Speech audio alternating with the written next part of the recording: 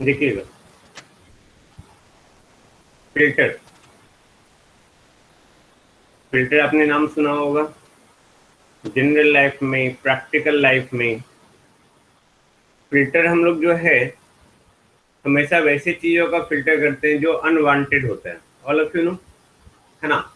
जो भी अनवांटेड होता है उसको हम लोग फिल्टर करते हैं। ओके। या हम लोग फिल्टर्ड आउट करके जो है उसको बाहर करते हैं। जैसे मान लेते हैं कहीं पे जो है चाय ही बना रहे हैं, तो जो भी चाय पत्ती बह रहा है उसमें जो आप लौंग इलायची डालते हैं तो वो सब हम लोग फिल्टर आउट करके बाहर करते हैं। ओके। तो फिल्टर्ड मतलब अगर हम इलेक्ट्रिकल इंजीनियरिंग में बात करें, है ना, आवाज आ रही है ना। फिल्टर हम लोग अगर इलेक्ट्रिकल इंजीनियरिंग में बात करें, then the filter is used in a power supply to remove the unwanted AC component present in the output of rectifier. Anybody can write in the chat. आवाज आ रही है या नहीं आ रही?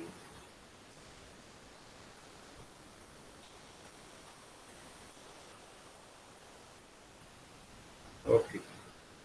तो आप लोग को मैंने बताया था रेक्टिफायर के इंट्रोडक्शन में कि हम लोग जो है एसी से डीसी हम लोग किस तरह से प्राप्त करते हैं। तो सबसे पहले हम लोग ट्रांसफार्मर का इस्तेमाल करते हैं अगर रिक्वायरमेंट है तो। अगर रिक्वायरमेंट हमारा वोल्टेज को स्टेप डाउन करने का है तो हम लोग वोल्टेज को स्टेप डाउन करके ट्रांसफार्मर का इस्तेमाल करते हैं। उसके बाद जो है हम लोग रेक्टिफायर का इस्तेमाल करते हैं जो यूनिडायरेक्शनल होता है, जो पल्सेटिंग डीसी में कन्वर्ट करता है। हम लोग अभी तक रेक्टिफायर में स्टडी करने के बाद ये स्टडी की क्या हमारा जो पल्सेटिंग डीसी है उसमें बहुत सारे एसी कंपोनेंट है, जिसमें आपको रिपल फैक्टर पता चला। इसमें हाफ वेव रेक्टिफायर में 1.21 0.406 in the full wave rectifier. In that case हम लोग जो है यहाँ पे उसके बाद फिल्टर का यूटिलाइज करते हैं, जिससे हमारे पास वेरिएबल डीसी आता है। और उसके बाद में वोल्टेज रेगुलेटर की बात करेंगे। ओके। तो हम लोग यहाँ पे फिल्टर जो बात कर रहे हैं, the filter is used in a power supply. जो भी आप इलेक्ट्रिकल पावर सप्लाई दे रहे हैं, power supply, just to remove the unwanted. Unwanted यहाँ पे क्या है, एसी या DC? Just tell me. Unwanted जो है यहाँ पे एसी है या डीसी है? AC. Okay, thank you Akanksha. Unwanted AC component presents in the output of rectifier. Rectifier के आउटपुट में जो भी एसी कंपोनेंट है, ओके, जो अनवांटेड पोर्शन है, ओके, उस अनवांटेड क्वांटिटीज को रिमूव करने के लिए हम लोग फिल्टर का यूटिलाइज करते हैं। अब जो भी अनवांटेड एसी कंपोनेंट है, या उसी अनवांटेड एसी कंपोनेंट का हमारा दूसरा नाम था रिपल, है ना। जो भी रिपल प्रेजेंट्स है, चाहे वो कोई भी रेक्टिफायर हो, ओके, हाफ वेव रेक्टिफायर हो, फुल वेव रेक्टिफायर हो, उसको हम लोग फिल्टर के द्वारा जो है रिड्यूस करते हैं। याद रखेंगे, this is a function of filter, है ना। नाउ आपने देखा है कि single phase half wave rectifier में जो है रिपल मैक्सिमम था, है ना। और उसको फिर हम लोग रिड्यूस किए फुल वेव रेक्टिफायर बना के। अब इसको फर्दर रिड्यूस करते हैं by increasing the number of phases. आपने देखा कि single phase half wave rectifier में जो भी रिपल आया, उस रिपल को रिड्यूस किए single phase full wave rectifier. उसके बाद उसको और रिड्यूस करेंगे सिंगल फेज के जगह पे हम लोग थ्री फेज का यूटिलाइज करेंगे। यानी कि एक चीज और यहाँ पे कंक्लूजन है कि अगर हम लोग नंबर ऑफ फेजेस बढ़ाएंगे, नंबर ऑफ फेजेस बढ़ाएंगे, यानी कि जैसे हम लोग सिंगल फेज से थ्री फेज की ओर मूव करेंगे, इन दैट केस जो है हम लोग वहां पे भी रिपल को रिड्यूस कर सकते हैं। रिपल को रिड्यूस कर सकते हैं, दैट मीन्स हम लोग जो है जो भी अनवांटेड एसी कंपोनेंट है उसको हम लोग पहले से कम कर सकते हैं। हाँ, जो हम लोग आप पावर इलेक्ट्रॉनिक्स में पढ़ेंगे अनकंट्रोल्ड रेक्टिफायर में, ओके, कि हम लोग किस तरह से जो अनवांटेड एसी कंपोनेंट जो है हम लोग रिड्यूस करते हैं ना। अब हम लोग जो है pure DC, pure DC obtain करने के लिए, ओके, या अनवांटेड एसी कंपोनेंट को ऑब्टेन करने के लिए, अनवांटेड एसी कंपोनेंट को रिमूव करने के लिए, घटाने के लिए, रिपल घटाने के लिए हम लोग फिल्टर को यूटिलाइज करते हैं। तो फिल्टर एक्चुअली है क्या? In the electrical and electronics engineering what is the filter? तो कोई भी अगर कहीं भी फिल्टर सर्किट बात करते हैं, ओके, तो मैंने इंट्रोडक्शन में बताया था कि filter circuit consist of mainly reactive element, all of you just know, remember. नहीं, फिल्टर मतलब कि वहां पे रिएक्टिव एलिमेंट होगा। रिएक्टिव एलिमेंट यानी कि जनरली जो है वहां पे इंडक्टर होगा या कैपेसिटर होगा या कॉम्बिनेशन ऑफ इंडक्टर और कैपेसिटर होगा विथ लार्ज वैल्यू। ओके, तो हम लोग जो फिल्टर यूटिलाइज कर रहे हैं, है ना, पावर सप्लाई सर्किट में, वहां पे लार्ज इंडक्टर, लार्ज कैपेसिटर हम लोग यूटिलाइज करते हैं। ओके, जो हम लोग रेक्टिफायर के साथ प्लेस करते हैं, यानी कि रेक्टिफायर का जो भी आउटपुट आया, ओके, यानी कि रेक्टिफायर के साथ जो भी लोड लगा हुआ है, रेक्टिफायर और लोड के बीच में, रेक्टिफायर और लोड के बीच में हम लोग हाई वैल्यू ऑफ कैपेसिटर और high value of inductor, okay, जो फिल्टर के सर्किट के रूप में होगा, उसको हम लोग इनबिल्ट करेंगे। लाइक ये अगर हमारा रेक्टिफायर है, ये रेक्टिफायर है, ओके, आपने इनपुट इसमें एसी दिया, तो अब इसमें जो है यहाँ हम लोग फिल्टर बीच में यूटिलाइज करेंगे और तब कहीं जाके जो है लोड इस्तेमाल करेंगे। पहले क्या था, ये नहीं था, डायरेक्टली लोड कनेक्टेड था। अब हम लोग क्या कर रहे हैं, इसके बीच में फिल्टर इस्तेमाल कर रहे हैं। Got it. तो यहाँ पे फिल्टर के रूप में मैंने क्या कहा कि large value of inductance, large value of capacitance का रिएक्टिव डिवाइस यूटिलाइज करके हम लोग जो है फिल्टर बनाते हैं। तो यहाँ पे लार्ज वैल्यू का क्या इंपॉर्टेंस है? Okay, what do mean by large value? Okay, large value ही क्यों, स्मॉल वैल्यू लेंगे देन व्हाट हैपेंस? ओके, तो हम लोग यहाँ पे देखेंगे कि जो इंडक्टेंस है हमारा,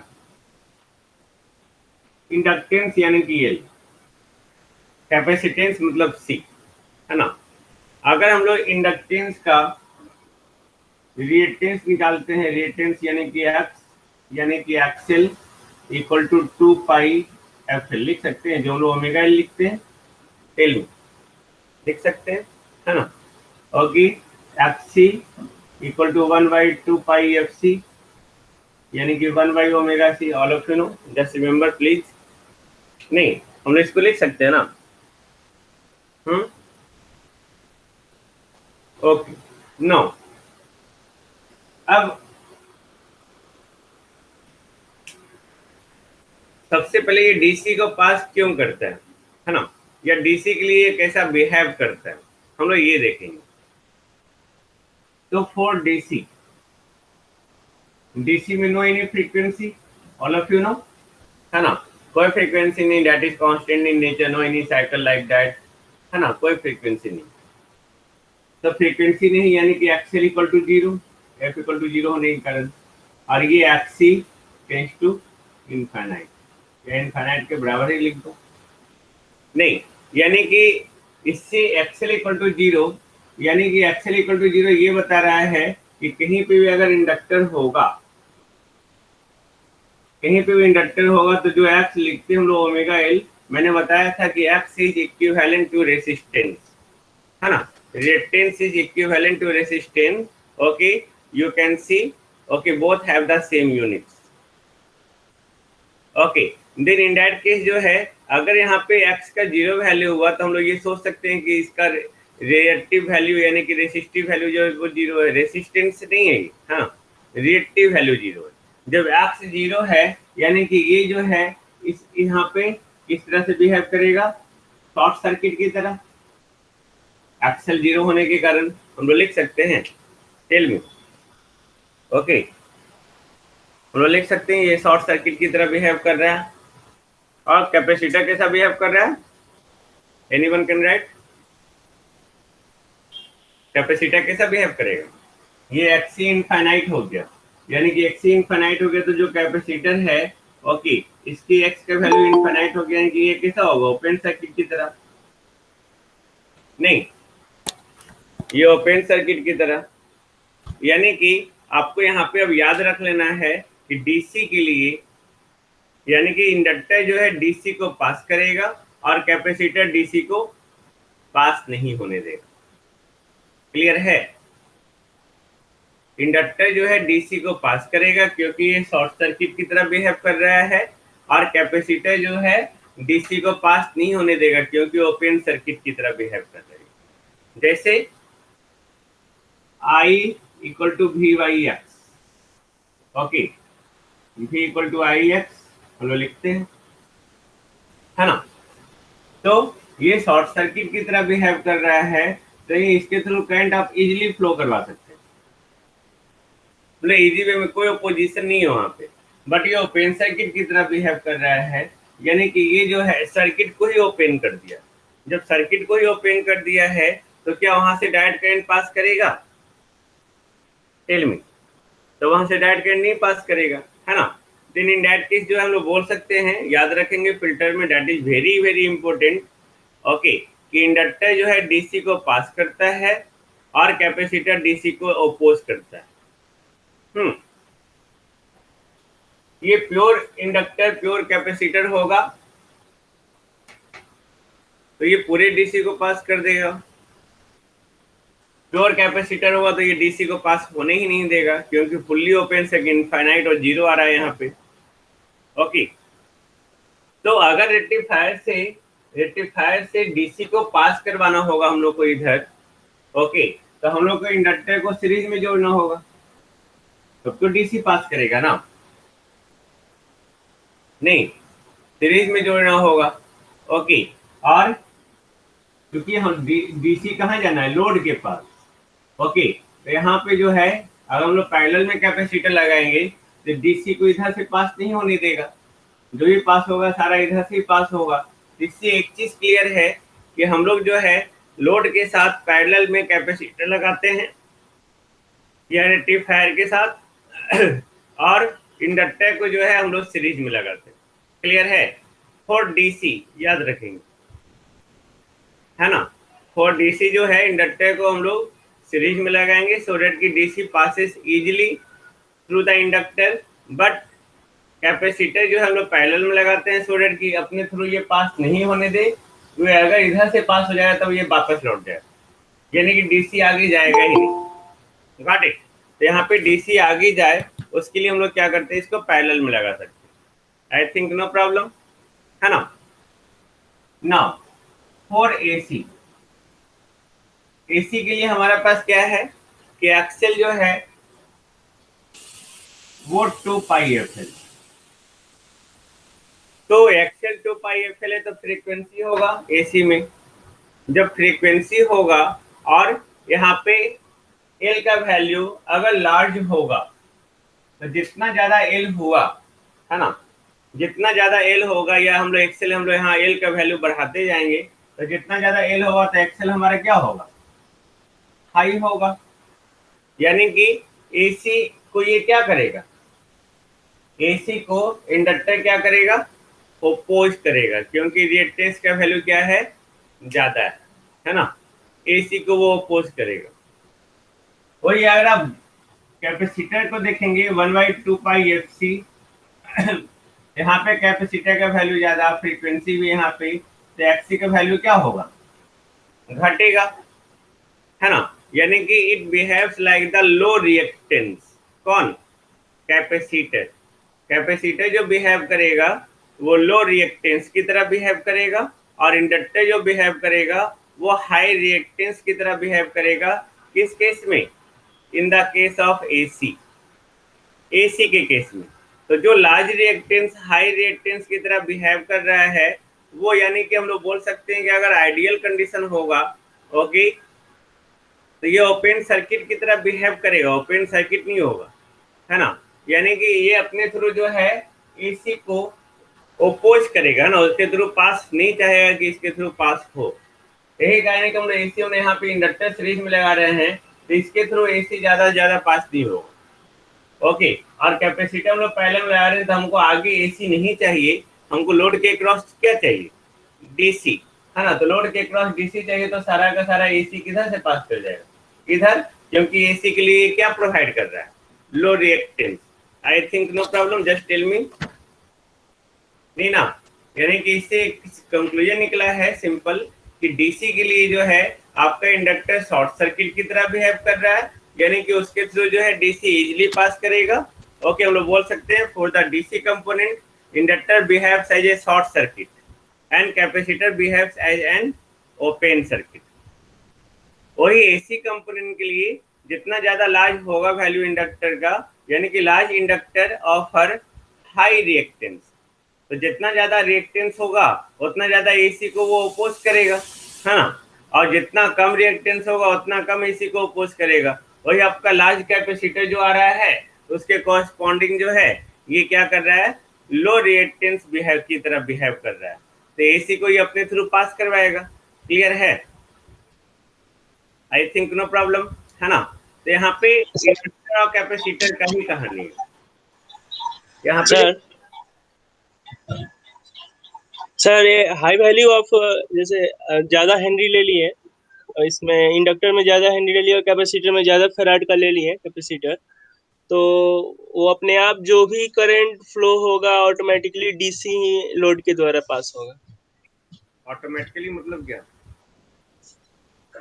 मतलब सर ज्यादा ज्यादा वैल्यू ले ली। बोल रहे हैं डीसी का यहाँ बात ही नहीं है अभी, है ना? फिर एसी का बात की, जब रिएक्टेंस वहां पे आया, है ना, तो रिएक्टेंस आया तो यहाँ पे ये हाई रिएक्टेंस की तरह बिहेव करेगा, तो यानी कि ये एसी के लिए है, तो एसी के लिए बात करो, यहाँ पे एसी को ये ओपोज करेगा। अब सारा सारा एसी कंपोनेंट जो है उसके क्रॉस आ जाएगा और डीसी पास कर जाएगा, क्योंकि डीसी के लिए शॉर्ट सर्किट बिहेव करता है। सर हमारे पास जो करंट क्या?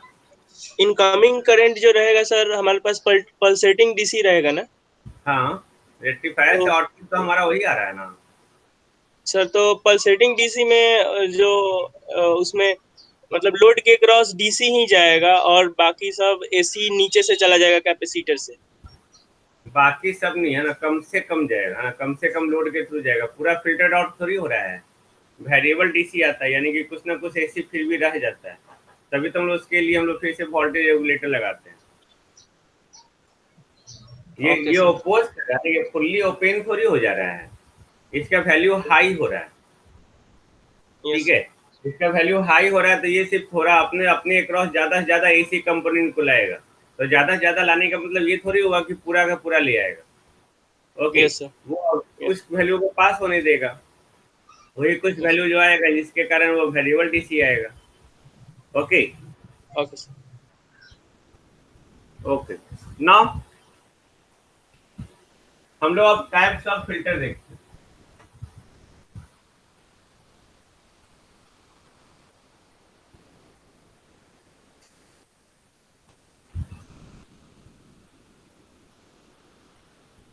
टाइप्स ऑफ फिल्टर कॉमनली जो है हम लोग जो फिल्टर यूटिलाइज कर रहे हैं, है ना, पावर सप्लाई के साथ, वो पहला फिल्टर है हमारा series inductor filter. Okay,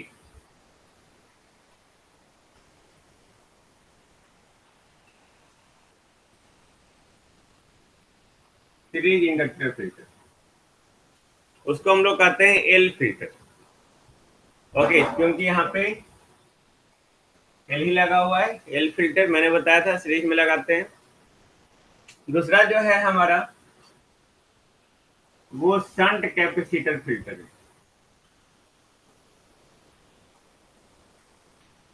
shunt यानी कि पैरेलल, यानी कि इसको सी फिल्टर करते हैं।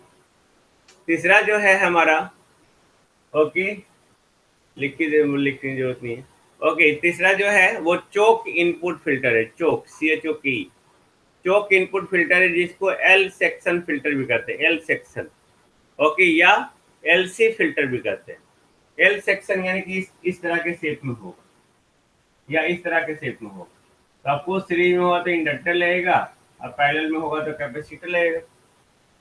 इसको एलसी फिल्टर भी कहते हैं या एल सेक्शन फिल्टर भी कहते हैं या चोक इनपुट फिल्टर भी कहते हैं। सारा फिल्टर हम लोग पढ़ेंगे डिटेल से। नेक्स्ट फिल्टर जो है वो कैपेसिटर इनपुट फिल्टर है और पाई सेक्शन फिल्टर है या सीएलसी फिल्टर है। पाई, ये एल था, ये पाई है ना, तो पाई है, तो मैंने आपको पहले ही बता दिया था, आप बता सकते हैं कहाँ कहाँ कैपेसिटर हो सकता है। यहाँ पे कैपेसिटर रहेगा और यहाँ पे सीरीज में क्या होगा, इंडक्टर होगा। इसको हम लोग कौन सा फिल्टर कहेंगे, सी एल सी, ये सी एल सी, इसको सी एल सी फिल्टर भी करते हैं। ओके, नेक्स्ट फिल्टर जो है वो है आरसी फिल्टर। आरसी फिल्टर यानी कि रेसिस्टेंस होगा और कैपेसिटेंस होगा बस। ओके, तो इस तरह से हमारे पास 5 फिल्टर हैं। ओके, पांचों को हम लोग एक एक करके स्टडी करेंगे। ओके, और एक एक करके स्टडी करने के बाद जो है उसका एक्सप्लेनेशन देंगे। I think no problem.